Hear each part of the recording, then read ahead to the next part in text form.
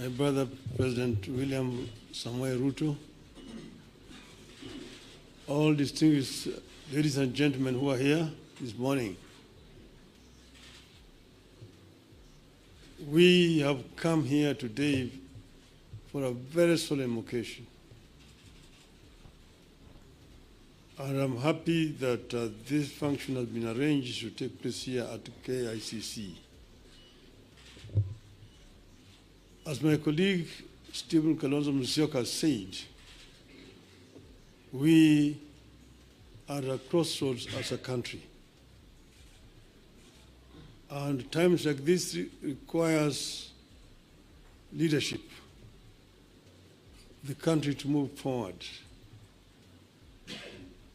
What we are doing today is a culmination of a process that began sometime last year when President Olusegun Obasanjo came to mediate and the conflict that was raging on at that time. We agreed when we sat together, myself and Brother William Ruto, that we would follow the route of dialogue. And that is the reason why NADCO was set up. NADCO then proceeded to dialogue and ended up with a very voluminous report which has contained some very fundamental recommendations. This bill that has now been signed into the law today is just one of those. But the NADCO report contains very many issues which are at the heart of the people of Kenya today. If you see the issues which are being raised by our youth, most of them are actually contained in the NADCO report. But if this NADCO report is implemented fully, you'll be able to address all those issues which these young people are raising. We are, as I've said, at a very, very crucial juncture in the history of our country. Our country has moved forward.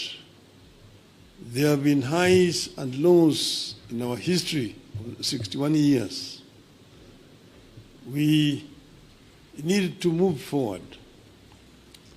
And I want to say, at this moment in time, my brother, that we require now a wider engagement so that people have an opportunity to vomit all that is there in the chest in order that we can be able to find a way forward.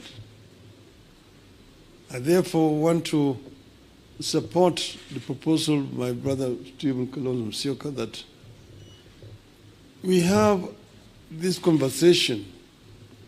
It may not take more than 2 weeks, but it brings all the stakeholders together. Today, our society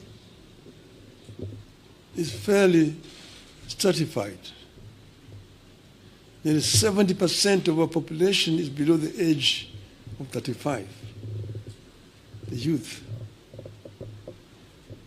If you say that between 35 and 18 constitute about 40%, we need that 40% to be present when this dialogue is taking place. And then the rest can fill the rest.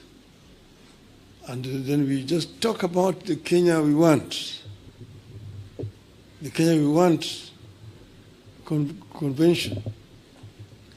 Out of that will come out recommendations that will help us to resolve this issue once and for all. That will be my proposal, Your Excellency. I think that Kenya deserves better. The issues of employment, the issues of discrimination, the issues of corruption, the issues of gender and so on are issues that need to be addressed in the wider forum. I think that it is possible to do.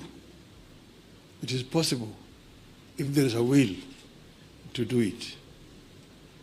And then here again, the IBC is a very important institution. It's not the first time we've had issues with IBC. If we find a solution to this issue of IBC, it will be on the way to resolving very many issues in our country. You will remember in the last elections, the whole world was stunned when we saw an electoral commission that was completely divided. Some saying one thing, others saying one thing. You may be happy that, the other group ruled in my favor. But what example are we showing the world as a country? That in the process of very important exercise, the commission is divided. Nobody knows whom to believe up to today. It is a shame on us. And we are sure that we have got men and women here in this country who can actually do a better job. And that will help to unify this country. Last year we lost 75 precious lives. This year we lost another over 40 lives. To say nothing about those who have been wounded, who have been hurt. We must prevent this from happening in our country. We should not allow this to continue happening cyclically. Let us find a lasting solution to this problem. We are ready to engage so that we find a solution to this problem. As Azimio of Kenya. With those many remarks, Your Excellency, now may I have the pleasure to invite my brother, President William Ruto, to address you. Thank you.